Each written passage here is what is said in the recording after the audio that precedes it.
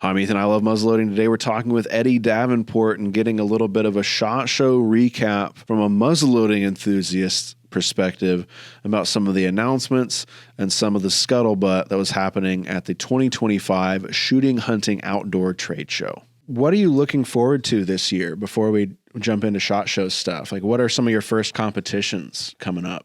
So I got a couple different things. And one of the ones we'll talk about later on in the show. But I've been expanding what I've been shooting over the last few years. Some of the stuff I'm looking forward to is actually not even muzzleloading based. It's getting into steel silhouette, all fan steel silhouette. Been shooting for Steyr. And I'm talking with a company right now that, fingers crossed, I'm not going to say the name. There's a little teaser, but if it actually goes through, I'm going to be helping build them a team for small bore. So that's shooting all offhand with modern centerfied rifles or 22s and shooting out between 300 and 600 yards depending on what you're doing, shooting all the animals that all the bench press guys do and all the long range guys do. Nice, fantastic. That sounds like a good challenge. So that's I'm looking forward to that. But also, just kind of getting back into the swing of with the NSSA stuff. It's been the last few years have been a little rough, and not because I don't think I produced, but just because it's been it's been up and down between starting my own business and different hurricanes and everything, and travel and stuff like that. It's just been a little rough, and kind of double down on that. And then this past year I focused so much on the world's team stuff that I think I was letting go of some of my other stuff. Yeah. And so just it's kind of hard to be good at everything and you don't want to be media core at everything. And Right. So just trying to divide my time, and I kind of realized that there are some things I had to give up if I want it to be good. So that's where the steel silhouette stuff plays in, because I'm already an all fan shooter. So it kind of plays into my strengths. And so just trying to double down on shoot the stuff that I'm good at and, let go of the things I'm not. And it's okay. It's hard to admit when you're not the best at something, but I don't want to be media core. I want to kind of win. Yeah, absolutely. Well, and that kind of plays into some of the relationships that you've built over that last year, right? And what ultimately brought you to the SHOT Show this year. Yeah. I've been going. Last year I went for the first time, actually with my company, Walk the Talk America. We were there, doing the guns and mental health stuff and meeting with companies. And while I had relationships last year, with a couple different companies, this past year was actually I got brought on. Davide Pedersoli out of Italy actually brought me on this year. I've been doing consultant work with them, and this year it was kind of unreal. I got Mr. Pedersoli and Stefano asked me to join them in a meeting with one of other people, and kind of got brought in a little bit more to. At this point, I'm their competition coordinator now for North America. Fantastic. So man. there's That's the announcement. Awesome. Yeah, cool. Could you walk us through a little bit about SHOT Show in general? Kind of what it is, and then what you were there for alongside your consulting with Pedersoli that we've talked about. Sure. So SHOT Show, in all intents and purposes, is a trade show, and what it is, it's a. I will say this: anyone can go to it. You just have to know what hoops to jump through. You either have to be connected to a company, a vendor, a buyer, or government, or some type of social media. And your social media could be your Instagram channel. You just have to know which hoops to jump through. But ultimately what it is that it's it's not the world's largest, because I think the one in France is the world's largest. But it's the largest North American gun show, in a sense that now you're not buying things there, but it's where all the companies come together. They show their new products for the year. It's where a lot of the news comes. If you ever you open up a gun magazine, you see a new product coming out for the year. It came from SHOT Show. The other thing that it does is it allows the big companies to actually meet with each other, because it's incredibly hard, to get time for CEOs and presidents and even just the lay worker that's important enough to make a decision to have time for someone else, because all of us are busy. And so everyone is there in air quote one building. It's more like 3 buildings because it's a pretty huge place. They have over 10,000 exhibitors, so it's a pretty huge place. But like it's there for them to do their meetings and everything. It is worthwhile if you've never been to go at least once, and you will not see everything. It's you're not going to see everything on your first time through. It's definitely worthwhile though. Like I mean, this past year there was 7 different floors of vendors, and then it expanded 3 buildings. Wow. I mean, I was fortunate to go once, and it was quite the sight. I was able to go out the year that the Paramount Pro launched, and the year that from CVA, and the year that the original Traditions Nitro Fire launched. So that was kind of a year where muzzleloading had a little bit more attention than it had in previous years and a couple years after. What were some of the muzzleloading related announcements or topics that were circulating through the show this year? So I can officially announce it. Because it's been the internet rumors for a while. Davide Pedersoli, we're making the Baker rifle. We're going to make a production Baker. It will be available near the end of 2025. I'm not going to say we ran into a problem because it wasn't exactly a problem. Is something you can't fix. We ran into an issue that we wanted to make sure was historically correct. Because the thing about Davide Pedersoli is that we don't make a gun unless we get our hands on an original, and then we spec it to the original. Okay. And so we were making sure that everything was done correctly and, profitably. They're a company at the end of the day. So that's why it wasn't available this year, but it's officially in our catalogs. You can see the rifle. Okay. But it should be coming out to people near the end of 2025. I was promised one before 2026 . So put it that way. Okay. So it may be a little difficult for average Joe to get one, but their expected release end of 25, looking at 26. Is that kind of what I'm hearing? I'm actually from talking a little bit to Stefano.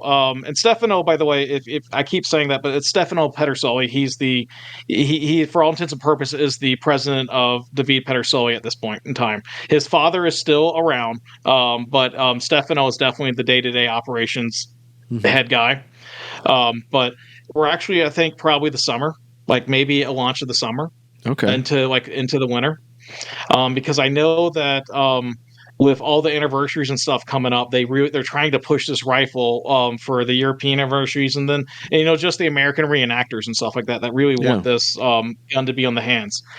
So there's that, and I will admit I didn't get a good of a look at it as I wanted to. Okay, I know. Traditions definitely they did launch a new rifle this year. Can we circle back to the Baker really quick?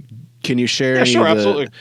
Can you share any of the specs or caliber, metal finish, proportions, styling? Is there a specific model or year of Baker that they've taken into this production?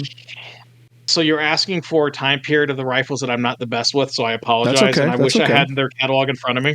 But I know there's 2 major different styles. There's the infantry and the cavalry version, and they're styling it after the infantry version. The more famous version of it. And it's I want to say it's just it's tuned to the original. It's whatever the original was. I forget off the top of my head which caliber or millimeter that was, but it's tuned to the original. More than likely, it'll launch with the availability of a mold that they'll sell to it with a ball spec to the rifle and everything. Okay. Or you can just buy the rifle by itself. Yeah. And as far as the finish and stuff, the finish is gonna kind of I think it's gonna be a maple. No, because that's an American wood. It's is it walnut that's really famous in Europe? Mm-hmm. It's walnut because they're trying to keep it as true to what the gun would have been at that time period. Awesome. Do you have a MSRP or anything for it? I have a ballpark range, so please, guys, don't crucify me if it ends up being less or more. No, you're good. I'm just curious. I just got to ask. Around $2,000. Around $2,000. Yeah. So kind of in line with the other models from Pedersoli, where you have, as far as production muzzleloaders go, towards the top end of that line. They're not a cheap kit. It's something that you've got to save up for, but that quality is reflected in that. Yeah, I mean, I will say this, like, and I know like someone's going to hear this and say, "Oh, it's because he works with them. He's saying this." Well, I was working with them long before I had a relationship with them, and I know if you don't, Ethan, you know this about me, but like, if you don't, then I'll say this because I shoot for a couple different companies, and I can list the resume, or you can just take my word for it. Any company that I partner with, it's because I believe in their product, not because you pay me. You can't pay me enough to compromise my ethics and compromise my word. I was raised to a man is only good as his word, and so if I work with someone, it's because I believe in their product. And if I don't believe in your product, you probably don't want to give it to me because I'm going to let people know I don't believe in your product. And so like with Pedersoli, their firearms, right out of the box, their guns shoot fantastic. Can you tune some of them? Yeah. Or sometimes there's issues? Yeah, there are. It's because we're dealing with mass-produced guns. We're not dealing with an individually crafted gun. But I will say this: if you ever have an issue with your firearm, just reach out. Just reach out to me. Reach out to any of the other reps. Reach out straight to Pedersoli. They will make it right immediately. And the people who, like, you see online, like, the internet trolls that say they don't do it, they're the worst guns on the planet. It's because people get bored, and that's okay. Every company has its dedicated haters for the rest of their life. I don't think there's one company out there that makes something that doesn't have someone that says they're the worst thing on the planet. Just look at like truck. Cool. So we've got the Pedersoli Baker on the way. Coming out here in 25. What, I mean, for me on the traditional side of things, I'm just guessing that's probably the only traditional muzzleloading news to come out of the SHOT Show. Yeah. Unfortunately, on the traditional side, that's the only one because, I mean, the Pedersoli had a couple other models they were showing off this year, but they were lever action rifles and they were like a cowboy gun and stuff like that. So like they were cool. Don't get me wrong. These are fantastic, cool guns. Like they've recreated the Lightning, which is a pump action like 44 Magnum, which is super cool gun, but it's not a muzzleloader. Yeah. So did they have example like production samples of the Baker there? They did not. So that was one of the things that they were really hoping to have a production sample on the shelf, but that they ran into an issue and they wanted to make sure that it was 100%. They don't want to put something on the shelf that it's not actually going to be when they sell. Right. And so that's kind of where it's at. Okay. Gotcha. I mean, that makes sense. Because that was the first question I asked when I arrived. I was like, "Where's the Baker?" And he just looked at me and shook his head no. I get that. Things come up. It's complicated to make things. It's tough to make things. But I was hoping to see some pictures. Yeah. I mean, to put it in perspective for people, and this is what they told me. Anytime they make a new gun, it costs them around $100,000 between the making of the machines, the tooling, the training, and everything. And so they're not doing this. They're not going into this halfway. They're doing this. Their company. They have to at least make $100,000 back. Right. So like they're doing this for the long haul. Fascinating. That's something that I think is really interesting. I think a lot of muzzleloading here in the States is supported by a lot of smaller cottage level businesses almost. And it can be difficult to, at least for me, to wrap my head around the scale that somebody like Pedersoli puts into something. That's a lot to. And I will say this, that like the Stefano Pedersoli, he definitely is in it for the long haul, for like not only just to keep his company's legacy alive, but he wants to see muzzleloading grow. This past year at the North-South Skirmish Association's 150th Nationals, they did something super cool for the young skirmisher, which is the youngest. It's 15 in that. It's either 15 or 16, I believe, but I believe it's 15 and under shooter. That their highest target aggregate, they win what's called the Young Skirmisher Award. Well, Pedersoli for the 150th Nationals donated them a gift certificate worth, I believe it was $1,900 to purchase one of their firearms. Oh, that's fantastic. That's So I just mean, great. like his whole goal is to kind of like what we were talking about on the I Love Muzzleloading pages. There is a whole generation that just did not know what muzzleloading is, and his goal is to make the connections, make the friendships to grow muzzleloading. He definitely wants to see more people shoot Pedersolis. He wants us to see more people shoot muzzleloaders so that this sports grows, because like it's a niche sport already in a niche sport. Right. Yeah.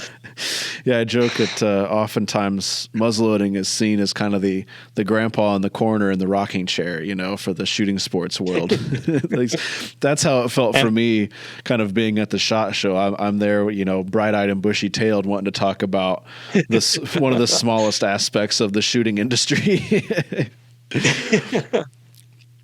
So, apart from Pedersoli and the Baker, then, what was your kind of number two of excitement or interest around being at the SHOT Show and wanting to see what was out there for muzzleloading? Oh, muzzleloading. Okay, I'll stick to muzzleloading because Yeah, I know we what the have real to answer stick. was. We do not breach load here. We have a strong line. Go back in the corner. Real answer. Yeah.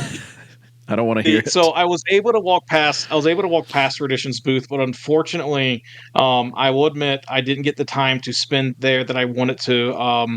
I've become the United States International Muzzleloading Team's sponsorship coordinator. So I had like a bunch of meetings that I was trying to take care of, and I, like a very smart individual, decided to stagger my meetings on opposite ends of the block. And I'm not kidding; they were on literally opposite ends of the venue, so it was fun walking back and forth. You're But getting a lot of they're steps new. in. They're 43 miles all told. Oh my gosh. And that was 3 days. It was not my feet hated me when I got home. They're the new nitro fire thing they came out with. I can't exactly tell you. Please correct me if you know exactly what it is. I don't want to disparage their company, but I was able to at least put my hands on it and see it real quick, and actually realize that it actually real thing. And they are kind of doubling down on that. It's interesting. It's new. I know there's a lot of different walls that they're having to go up against. Like they're jumping through some hoops, and again, that's not a bad thing. I think this is. I'm always for companies pushing things and seeing what we can do and becoming more innovative, because like don't get me wrong, I like Davide Pedersoli. I think the traditional stuff. I think these things are the most. I think traditional firearms and the traditional muzzleloading is super cool, super fantastic. There's some of the most beautiful rifles I've ever seen in the world, but I can't walk into Walmart and buy everything I want, like a Traditions or a CVA, which is why, as I said earlier, I'll die on this hill that inline muzzleloading is real muzzleloading, because I can walk someone into Walmart, or I don't think Kmart's around, but Walmart, a Dick's, or a Bass Pro, or something like that, and I can buy them a muzzleloader, buy everything you need off the shelf, and be shooting that afternoon. I cannot do that with the traditional muzzleloader. I have to know where to buy the powder. I have to source the parts. I have to source the bullets. It's a whole lot harder. So these companies that are kind of pushing the envelope and like putting out these things, and Knights, CVA, Traditions, they have a spot in this sport and they deserve a spot at the table. Yeah, I think it's I consider it like the initial exposure. It's the top of the funnel for a lot of people. I get a lot of emails and talk to a lot of people at events that their first muzzleloader was a Traditions, or I don't know the models, or like a CVA Optima or a CVA Wolf that they picked up at Walmart. And that's just kind of the fact of the 2020s and the 20 teens that we've lived through here. That's just a lot of people's exposure. And, you can work with that or you cannot. But I think I'm interested in I think they're calling it the Nitro Bolt this time. It's not the Nitro Fire. It's the Nitro Bolt because it's in a bolt action platform. And I'm interested in that because Traditions is the only one on the market right now with something that takes that federal fire stick thing with the Hodgdon 888 powder. And they have a lead, at least how I'm thinking about it on the company wise and just like watching this stuff wise, is they have the lead and they're doing whatever they can to extend that lead and generate more products with that system that they're the only one with right now, to get that into more people's hands and get more early adopters to it and keep building that business case for it. There's a lot of people that said that that it would just be a flop. And I don't think that Traditions would be doubling down on it with this much of a development change if there wasn't a market there for it. I think if it was gonna limp along, I feel like they would have done like a Nitro Fire V2 and done like a camo refresh or a finish refresh and kept that going. But there's got to be something there. It's something that we'll never know publicly because that's just how companies are. It's not personally my thing, and I've told them that when I had the president on talking about it. I said, yeah, the Nitro Fire is not really my thing, but I see why you're doing it, and I see why people are adopting it. It's the product development is really interesting to me, but then also, like you brought up there, the legislative end of it, I think is interesting because it's not like chinks in the armor gives it the wrong feel, I guess, but there are rules in hunting laws that this is specifically targeted towards, and you've got to make a pretty good argument against it depending on the state that you're in, because the way it's been developed, in a lot of these states, you've seen it become adopted. I think they're at 24 or 25 states now have adopted it in the muzzleloading specific season.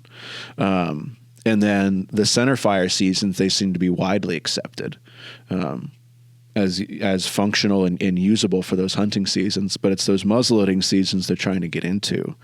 So I don't know. It's cool. I mean, there is talks. Like, I'm one of the people that are like the conspiracy theorists that Hodgins 888 is actually Blackhorn 209. I'm willing to stake something on that.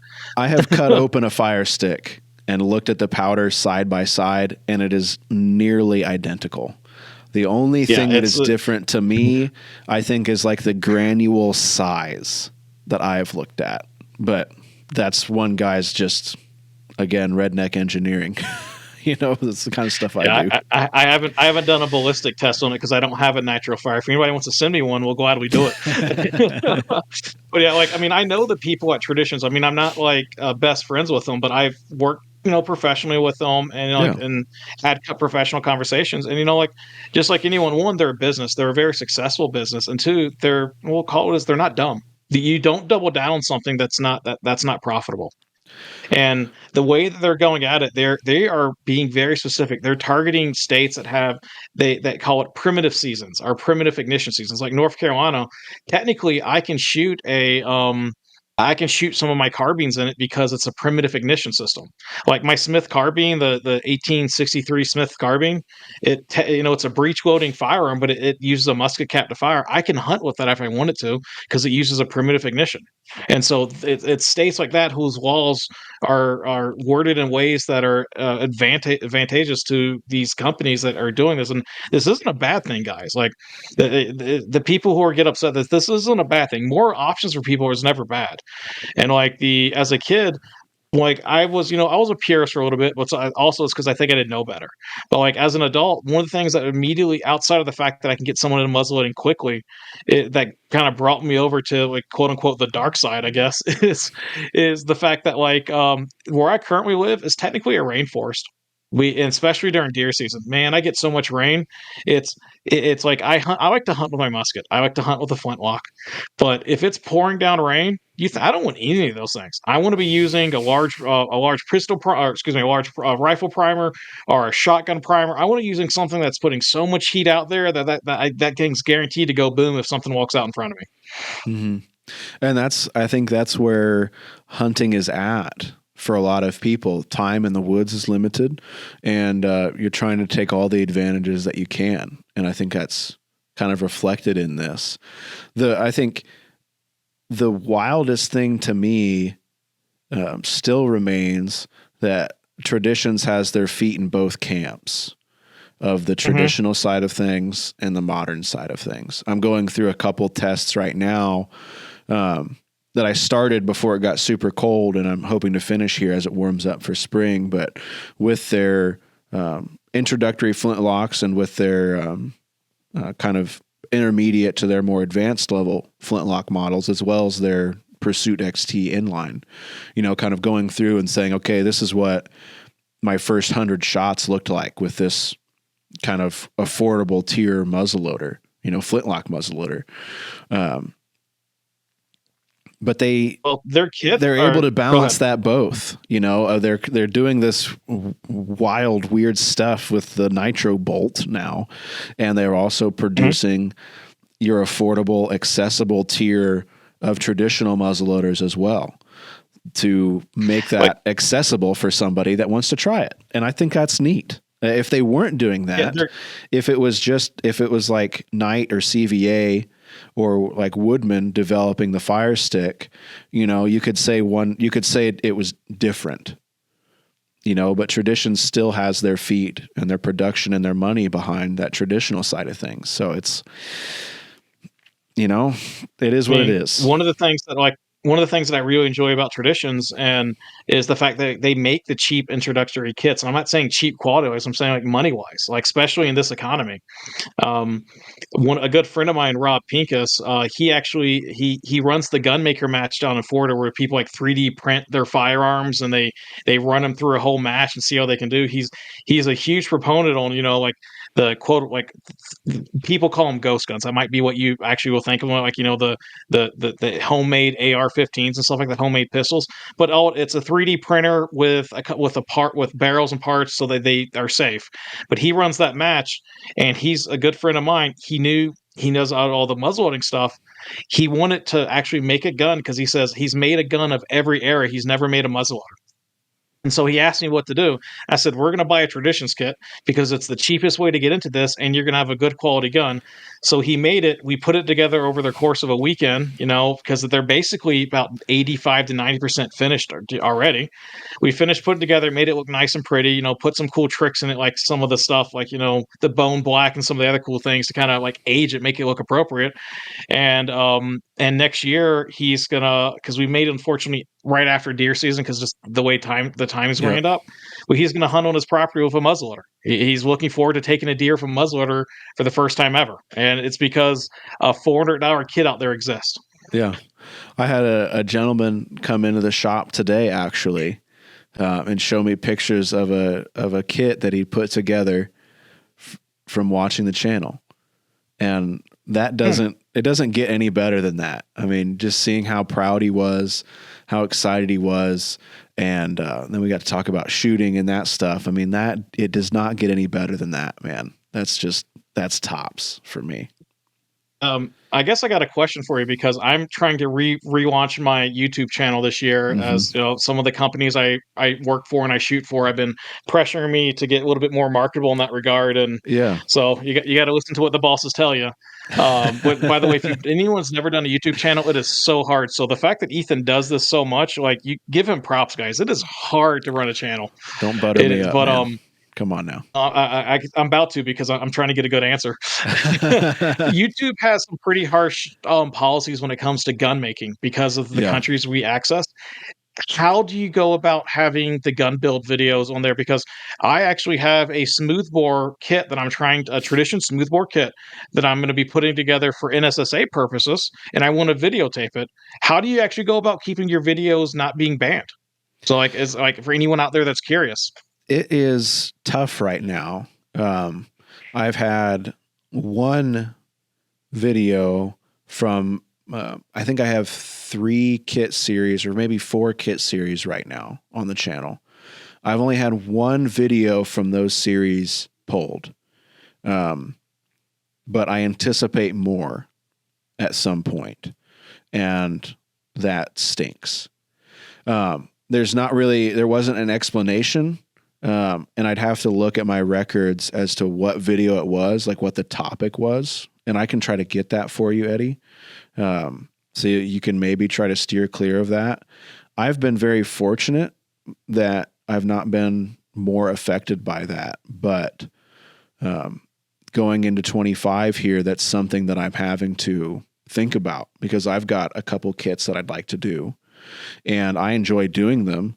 Personally, they're fun, and I enjoy sharing my process to maybe help other people go through it. But I think we're looking at a future where we don't have that easy accessibility for the kits. I tried a different format with the Kibler Woods Runner series that I did, where I narrated it after the fact, and I didn't go into as much minute detail, which a lot of people gave me some great feedback that they enjoyed the live commentary as I was doing something. But I did the filming a little bit more artistically, I guess I'd say. I had more camera angles and better lighting, and more close-ups of what I was doing with the Kibler Woods Runner. And so far that has been free and clear. But that Kibler Woods Runner doesn't take a whole lot of work mechanically. So I don't know if YouTube is looking at it on the mechanical side of things, that they are concerned about that information getting out. My friend Bill Raby had his whole channel basically struck for his videos. But Bill is a talented builder and a skilled craftsman, and he was showing how to make components at the very base level of like sheet steel and machining. So I don't know. It's tough. There's not really a great platform out there for it. A lot of people tell me to go to Rumble, and I have a Rumble channel, and I've uploaded a few things there. I'm also on what used to be called Utreon, but it's now called Player as a YouTube alternative that is fairly popular with CNR Arsenal and Forgotten Weapons. But they also make me categorize, or I'm supposed to categorize those videos as discussing firearms or dangerous, whatever they call them, in their categories. So in the future, those could be limited as well. And that is really it's not the audience size on those alternative platforms that has made me not jump into it full hog, but it's that classification that they're looking for on those videos. I just kind of see that going down the same road. So I'm kind of, my approach this year, if I can get some time in the shop to work on like my chambers kit that I want to make so bad. I really want to go turkey hunting with it this year. But my plan for that is to film it a lot like the Woods Runner video, alongside more of a live commentary, and use the footage that I think will be safe for YouTube to put it on YouTube, and then host the video on a website called Gumroad, which in the last 8 or 10 years has been very staunchly open as far as speech and content goes, where you can stream it there. It's not as accessible as YouTube, but if you have a laptop or a tablet or something, you can get to it and watch it and cast it to your TV. And it also has a pretty fair compensation program where, say, Eddie, if you wanted to download the entire series, you could pitch in a couple bucks and you would be able to download it and keep it on your computer, so that then you had a copy of it that you could share for educational purposes. I ask that people don't sell that video footage, of course, but it makes it a little more independent, I guess, from some of the headaches that we've seen out of YouTube lately. I hope that answers that makes sense. or starts to answer. It does. That makes sense. I'm gonna have to get that information from you later about some of those platforms. Yeah. That we can discuss that later. But yeah, like the Kibler series between you and actually Jim's series. That's when I made my Kibler. That's actually, I used those videos just to make sure I was doing things right, because while I had made like muzzleloaders in the past, they were Civil War style, and this was something a whole lot more elegant. So I just wanted to make sure I was doing it right. Yeah, and the way I look at it is, I'm going to show you what it's like for me.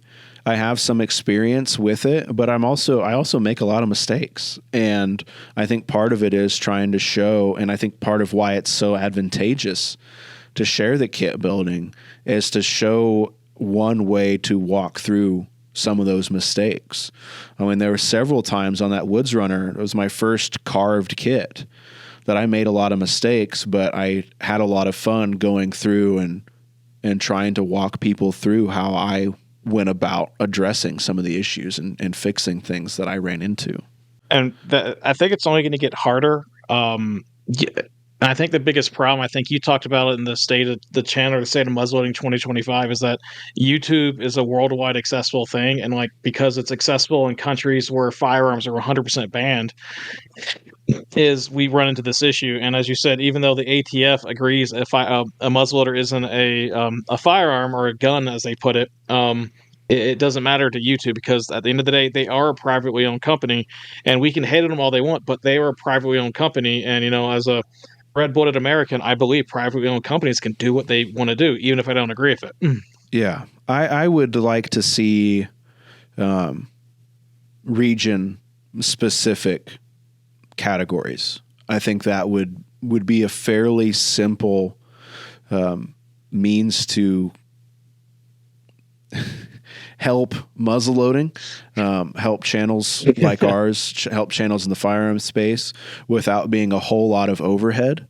Well, they already do it on Netflix and YouTube. That's why you have to do VPNs just to see all the content that's out there. Right. I think even in the past, YouTube had something like that, but I think, as I touched on before, it's not in their interest necessarily to help us further our interests. They're looking at things the way they want them to be done.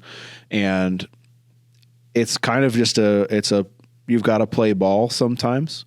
And that's kind of how I look at it. Now, if, next week the I Love Muzzleloading channel was just nuked and wiped out, I don't know what I would do moving forward. I still have all the videos and things, and I don't anticipate that happening. But for me, the primary mission is to try to share this information and connect people with other things and other points of research, other people, other groups. And YouTube is still a pretty good platform for that. I think a couple years ago, I probably was more optimistic than I am now. But I'm a little older, and I'm a little, I don't know, I'm a little grayer. I'm a little balder. Yeah. Yeah. But, it's just like with anything else with life. A lot of times you've got to just roll with it and see what happens. And that's kind of, I think, where it's at right now. I think the size of my channel plays into it. But you have people like Jake at Everything Blackpowder that's doing some fantastic work and getting some really great reach with no restrictions. And to my knowledge, currently he's not had any videos taken down. And so it's not I don't think so either. I've talked to him, and I don't think he's been nuked yet. Yeah, it's not a wide brush, and it's not a solid coat of paint. There's chips and cracks in that. So I think that's just something that we've just got to play by ear and keep moving forward on. I mean, I run into that with when I was making my business cards, I made a Linktree account just so I could do a QR code on my personal things, and I had to use 4 different emails so I finally found out what their actual policy was, what they would ban and what they wouldn't, because I was trying to put my sponsor companies up there, and one was like, man, it was like, I can't do weapons. Okay, well, I shoot for a couple companies. That makes sense. And finally, at the very end, I put Zero Tech Optics up there because I one of their shooters, and they said it still could categorize as guns. And I'm like, they sell rifle scopes, but they also sell spotting scopes and binoculars. They're an optic company, not a gun company. And they still make glass for it. So it was like, it was very annoying trying to navigate these things. Or again, they're a private company; they can do what they want. It's just I wish you would be a little bit more transparent of what you actually want. And a lot of times it's an AI, and then when you ask for them to review it, it's an AI review, and so we're not getting anywhere. Yeah. There's a lot of hurdles there, but I think the more that we try to work through them, the more solutions can come about. I think as we've seen, folks in our generation, in our age brackets, get into this, I think at some point there's going to be somebody or a group of somebodies out there that has the technical knowledge and the appreciation for the muzzleloading culture to kind of put that in unison. Similar to what we've seen happen with Townsend's and Living History. Not that they've changed a whole lot of things, but just how they've changed the approach of getting information out there. And then, of course, Kibler's Long Rifle's business practices, being pretty different than other companies out there. There's been quite a few changes there. So I think that time is in our favor with that. And, I'm a really patient guy. I think, and I hope in 15 or 20 years, there's some solutions that are friendly to muzzleloading out there. Maybe we just need to put nutmeg in all of our gun kits, and it'll happen just fine. Hail the nutmeg. So if he doesn't, if that's not a shirt of his, he needs to make a shirt. So one of the other companies that you've worked with here is CVA. Can you talk a little bit about what their presence was like at the SHOT Show? And I think that kind of rounds out muzzleloading, doesn't it? Was Dixie Gunworks there this year? Dixie was there. Yep. Wonderful. I met with Dixie. I was in a meeting with them actually with the Pedersolis. They're there. Fantastic. If you're not aware, all the big ones, Cimarron Firearms, granted they're more cowboy action. Taylor's out of Winchester, Virginia was there. They're an importer as well. And Dixie Gunworks. Dixie Gunworks is probably Davide Pedersoli's largest importer. And that relationship goes back decades. Yeah, it goes back to the beginning, to I think 57 or 58. I think that was one of their first importers.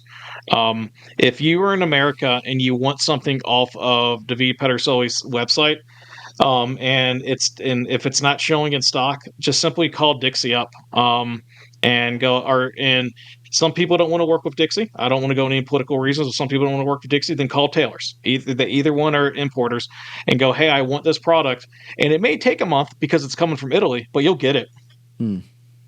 Like there's no, if they make a product, they'll have it. But going back to CVA, 2 years ago, I was extremely blessed, and I got brought onto their long range black powder team, shooting the Paramounts. And I understand, that's a little source of contention right now because it's hard to source the bullets, it's hard to source the powder and everything for the long range stuff. But I was still got lucky enough to be brought in and shoot for them. But yeah, that's they were there.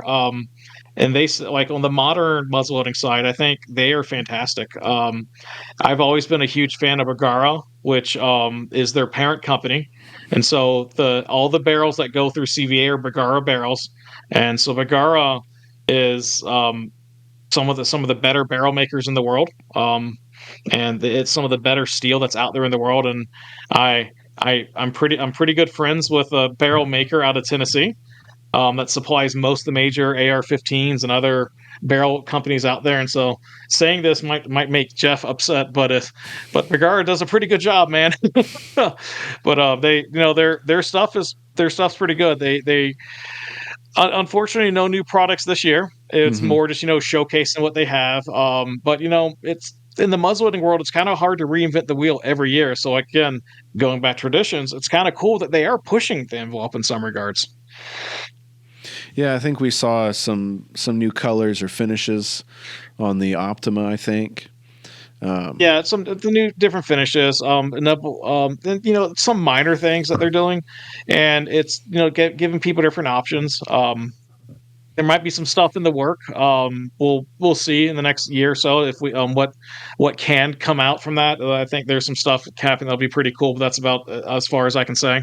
Yeah, I understand that. It's every year I'm hopeful that there's something for muzzleloading coming out of the SHOT Show. It all gets muzzleloading gets drowned out really at that event because there's so many announcements from so many pretty large companies in really large markets. I look at it as every muzzleloading announcement that can come out during kind of the trade show season kind of brings it up top of mind to kind of your largest customer base, that top of the funnel that we talked a little bit about earlier. And, every time that happens, there's going to be a few people who get hooked and hopefully travel down the muzzleloading lane and start playing with it. So I was kind of cool for Do No, you mind if I cut that off real quick? Mhm. So, because this is talking about the big stuff. Now, what wasn't a big announcement? It was kind of cool. For Davide Pedersoli, one, to seeing all the people walk past and seeing the guns and sitting there. I got to work the booth with them for 3 days and talking to people about the stuff. That was fantastic. But our friends, so because we're all in America, our friends up north in Canada, they are in a tough spot right now with their firearms, their imports, and everything. And so, what was really cool is there was a couple of Canadian importers that stopped by and had Ah, long meetings with the Pedersolis about import licenses, and they had a lawyer with them that was talking about import wall. And so they are trying to get more muzzleloaders into Canada for our shooters up north, which I know maybe isn't the largest of your listener base, but it's still muzzleloading. It's still cool to hear that there are mhm. companies that are trying and fighting the good fight to get these guns into people's hands that so they can enjoy them. I get quite a bit of feedback from Canadian viewers and listeners about muzzleloading in Canada, and the muzzleloaders themselves are a big hang up. But I think the biggest hang up here in recent years has been powder. It has been difficult for them to get powder into Canada there. So I'm hopeful that if we can see some new Watch Jake's channel on how to make powder. I didn't say that. I'm hopeful that we can see some, if we see some interest from importing, that we can and hopefully see some movement there to help out muzzleloading enthusiasts up there. I don't personally know about even substitute availability there, but I'm hopeful that something begins to happen there to help some of those folks out. It's not regular like some of the other feedback that I get, but I'd say every quarter I get a few responses from a Canadian listener with a little That's bit good. of an update, Yeah, and then Australia too. I get quite a bit from Australia as well. Yeah, so I guess I can share this. I've already mentioned a few times. So I shoot for Zero Tech Optics. They are a company born out of Australia. They make their components in the glass is manufactured in Japan. And it's assembled in Tennessee. So it's not made in Tennessee. It's assembled in Tennessee, but still they are an American company in that regard. They I was a side note. If you shoot modern muzzleloaders and stuff like that, you want to get into it. Reach out to me after this. And I'm trying to get like a 10% off code for the viewers. We'll see how that works. And pretty sure I can talk Mac into it. Mac, you're going to give me a 10% off code for these listeners.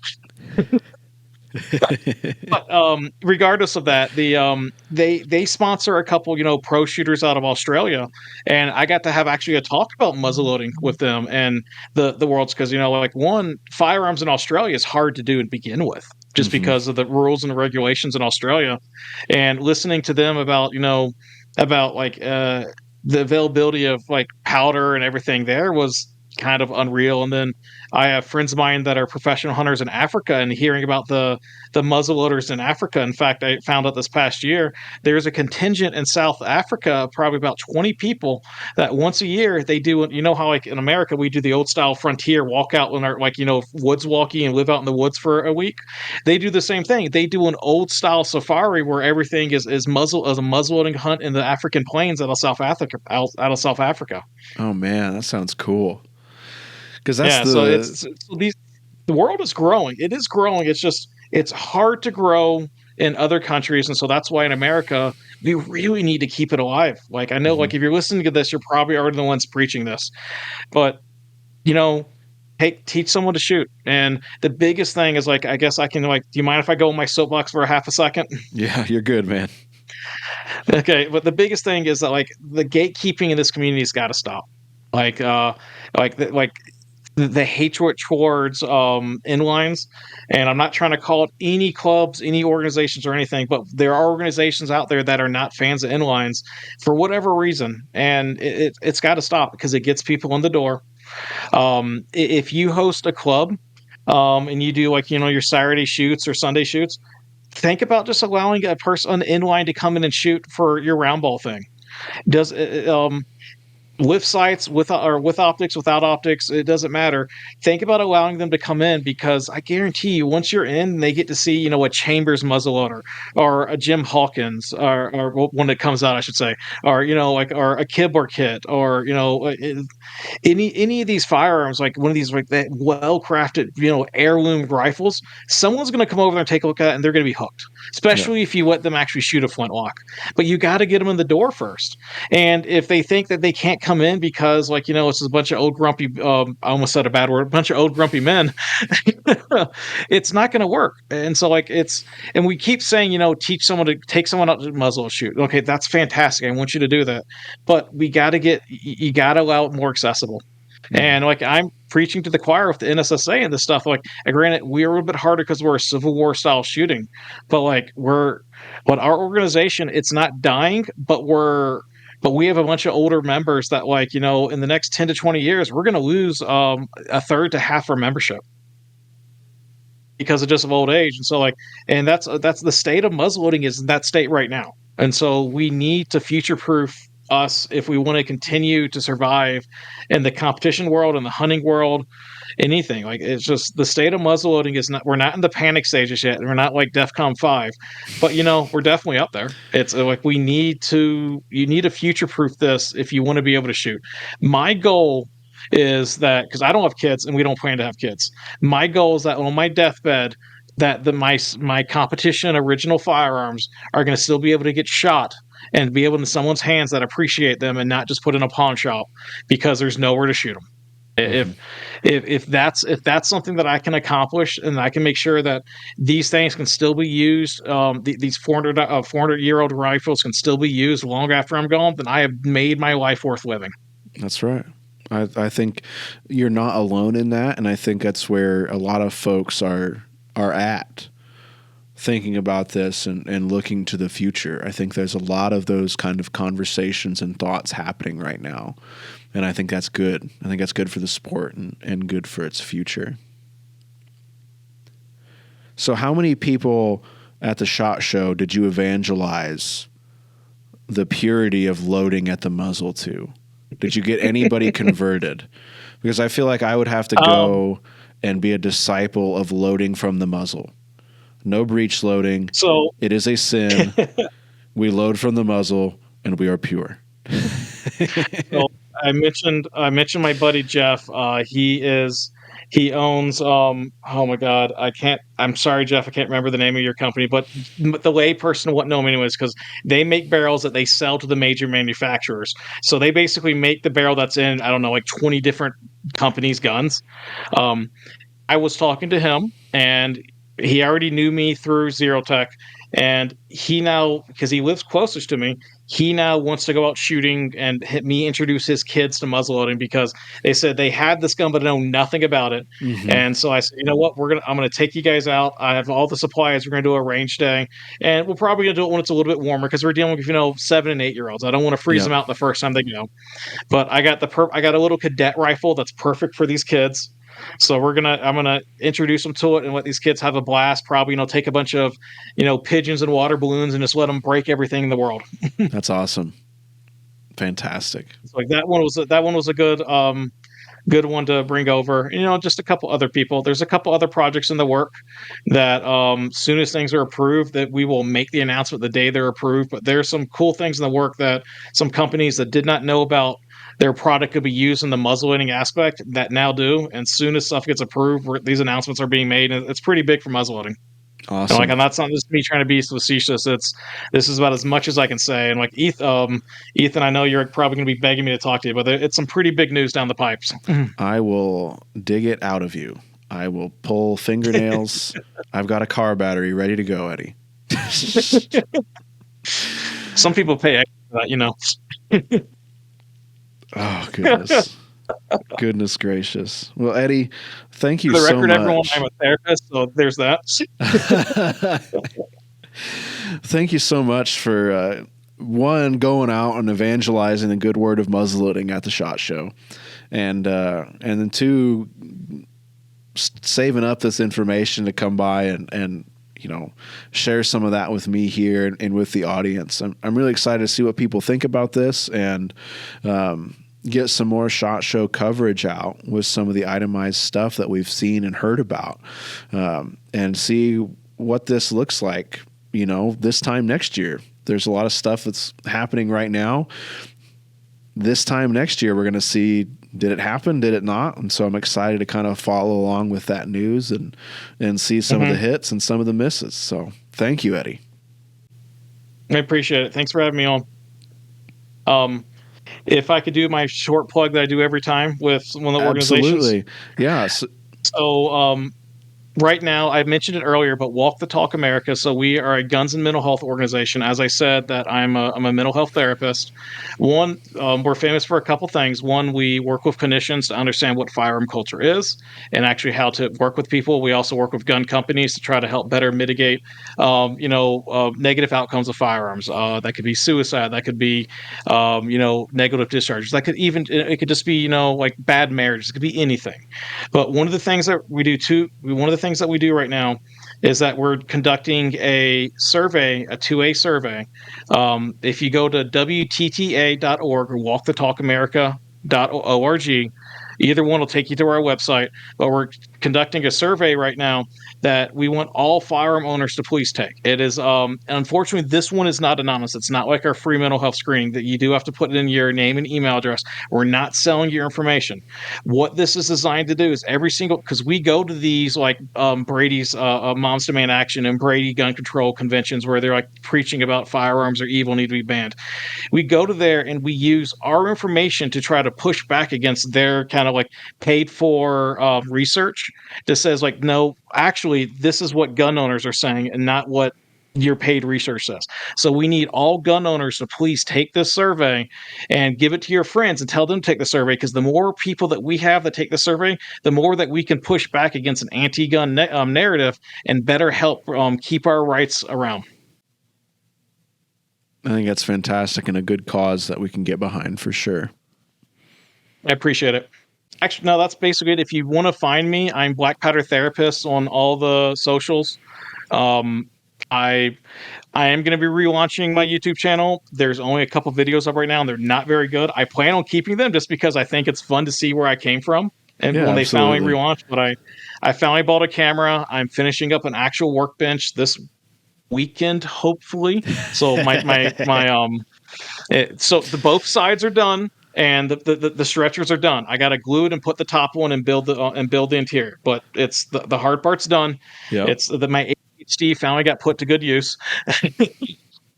But no, I'm Black Powder Therapist on all the socials. Feel free to look me up on Instagram. I compete with a variety of different topics. I'm trying to get more active on the social media. But if you ever need any questions or anything, help with anything, please reach out. I live to help answer stuff with muzzleloading. You can find me on the I Love Muzzleloading Facebook channel too. I believe I'm still one of the mods there, unless Ethan's fired me. No. Yeah. If you need me, if you need any help, just reach out. If I can't help you, I'll guarantee I'll find someone that can. Fantastic. Thanks again, Eddie. I'm looking forward to following you this competition season once it warms up here, and follow your chase for gold through the 2025 season. I'd like to thank Eddie again for coming onto the program and giving us some of the recon that he brought home from SHOT Show. I'm really excited to kind of kick off the year with a little bit of muzzleloading news coming out of this show. It's not a whole lot. It's not as much as we've had in the past. But there is some scuttlebutt out there, some neat releases for just about anything you're interested with in muzzleloading this year.